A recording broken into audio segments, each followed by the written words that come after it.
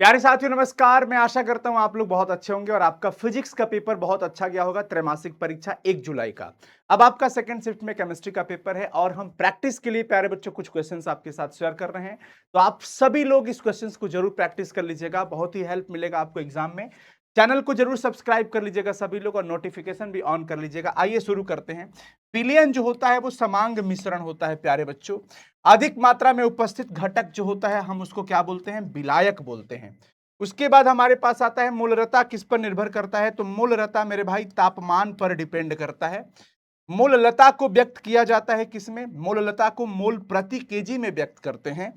अगला क्वेश्चन है हमारे पास कि सांद्रता की एसआई मात्रक, यहां पे एसआई यूनिट की बात किया है, मोल प्रति मीटर क्यूब कह देंगे। कुल मोल के अनुपात में किसी घटक का जो मोल होता है उसको हम लोग मोल प्रभाज कहते हैं। मोल प्रभाज कहते हैं। किस किस विलयन का वाष्प दाब अधिकतम दर्शाएगा? किस विलयन का वाष्प दाब? तनु विलयन का वाष्प दाब क्या होगा? अधिकतम आएगा। हेनरी का नियम लागू होता है। हेनरी का नियम किस पर लागू होता है? द्रव में गैस पर। द्रव में गैस के लिए लागू होता है। अगला क्वेश्चन है दाब के साथ विलेयता क्या होती है?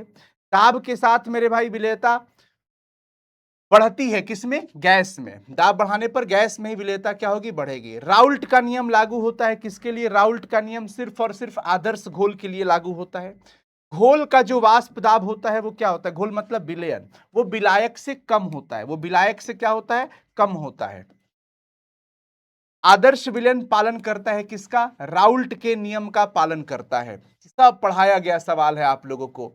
धनात्मक विचलन जो होता है, धनात्मक विचलन कमजोर आकर्षण बल को दिखाता है और अगर हम ऋणात्मक विचलन की बात करें तो वो मजबूत आकर्षण बल को दिखाता है। मजबूत आकर्षण।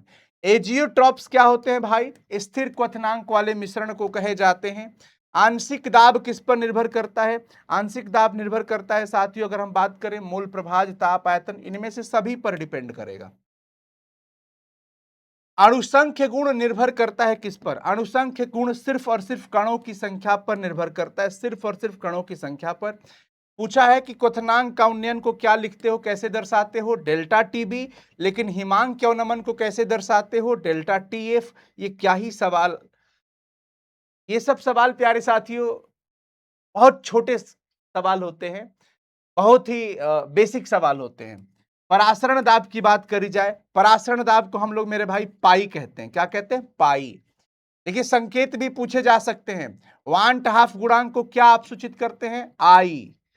एक को पाई, एक को आई। परासरण किसके द्वारा होता है? परासरण की प्रक्रिया अर्धपारगम में झिल्ली के द्वारा होता है। एकदम बेसिक बेसिक क्वेश्चन है। हालांकि ये सब कुछ आप लोगों को पढ़ा दिया गया थ्योरी में। रिवर्स ऑस्मोसिस का मतलब उल्टा परासरण। उल्टा परासरण प्यारे साथियों जल शुद्धिकरण में किया जाता है। किसमें किया जाता है? जल के शुद्धिकरण में। अगला सवाल की ओर चलते हैं। क्रायोस्कोपिक स्थिरांक किसको कहा जाता है? क्रायोस्कोपिक स्थिरांक हिमांक को कहा जाता है। किससे? हिमांक से संबंधित है ये। हिमांक का नमन। एबिलोस्कोपिक होता है क्वथनांक से रिलेटेड। चलिए, वाष्प दाब का अपेक्षिक अवनमन किसके बराबर होता है जी? मोल प्रभाज पर निर्भर करता है। मोल प्रभाज। HCl एवं पानी के एजियोट्रॉपिक मिश्रण में क्या होता है? 20.2% HCl। इतना बार ये सब सवाल हम लोग कराए हैं, फिर आज प्रैक्टिस करा रहे हैं। परासरणी दाब का सूत्र क्या होता है? पाई बराबर CRT।